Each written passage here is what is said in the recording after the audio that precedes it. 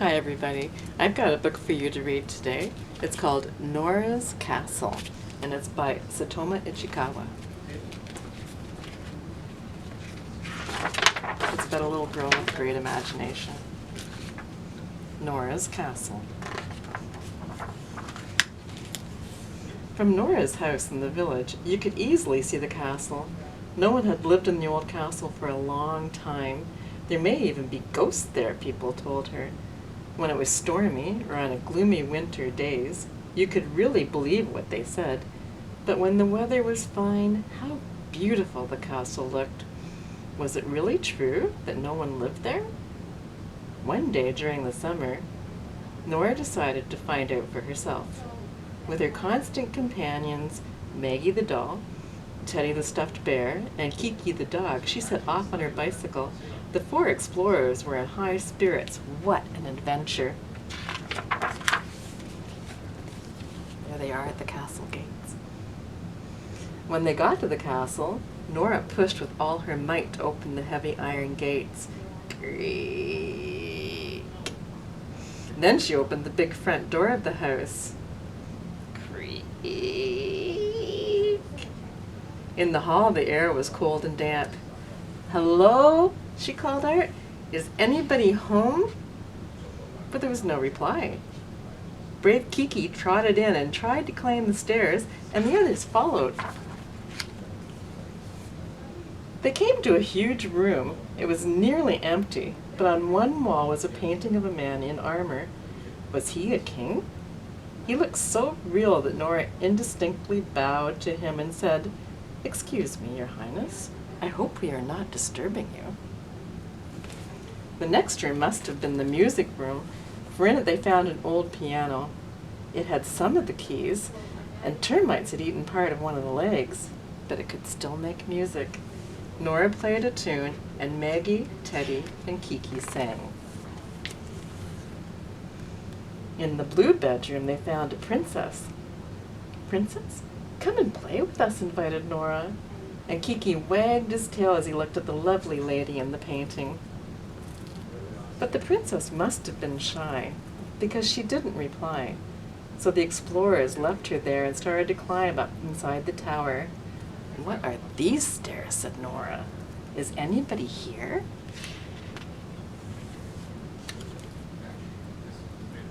"Oh, look, there are some bluebirds and some baby birds in a nest. They must be living here," she called to the others. But Kiki was already on his way up some more stairs. "Come on," said Nora to Maggie. "Let's see if there's anyone else up higher." In the attic, at the top of the stairs, they found many trunks filled with old clothes, just right for dressing up in. Nora was trying on a pretty gown when, "Hello?" squeaked someone. It was a bat, hanging from a rafter. "Oh," said Nora, "you startled me. I guess you live in the castle too. That gives me an idea." "Let's have a party in the castle tonight and invite everyone who lives here," she said. "Look, there's a lantern, and there's some musical instruments. Tarantula, tarantula. Let's have some music while we look for some more guests." "Look out the window," said Nora. "There's a tower out there across the lawn. Maybe somebody lives there." Someone did. It was a white owl. "Tarantula, tarantula. Who's that?" White Owl liked to sleep in the daytime. Now she sounded quite angry. "Oh, excuse us for waking you, White Owl. We just want to invite you to a party tonight. Will you come?" "Thank you. As long as it is at night, I'd love to come. It's been a long time since there was a party here."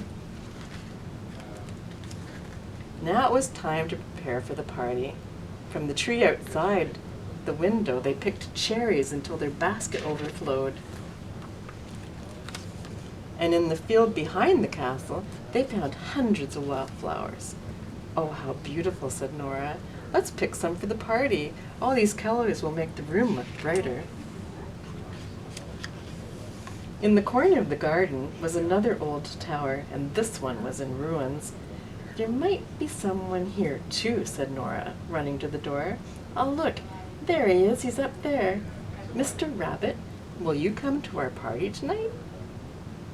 "Ooh, and maybe there's someone living down here in the spooky tunnel. Let's take a lantern down and see. Yes, there are toads and a spider.